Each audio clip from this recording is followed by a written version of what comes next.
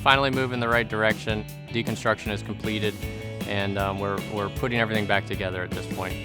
Gotten some of our trades started, trying to firm up some of our last design and selections, and our plumbers began installing our shark piping and fittings, and then also some of the Kohler valves. Had this big weight lifted off our shoulder as we resolved all of these structural issues and we've completed the building shell, but now our stress level is still constant. We're focused on finishing our selections and getting our trades staggered in here so everyone can work safely and meeting our deadlines. So we've had to adapt a little on some of our scheduling. We are trying to space out our workers and have them work in different spaces to keep everyone healthy. So we're focused on keeping some people in the cabana, some people in the home, and trying to keep them at different spots of the house. And it helps to have 5 levels of a house to work on because we can keep people at each level.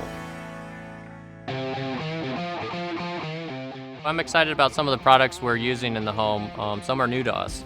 And so I'm learning about the Kohler DTV valves in the shower, some of their digital control systems, learning about the shark piping and fittings.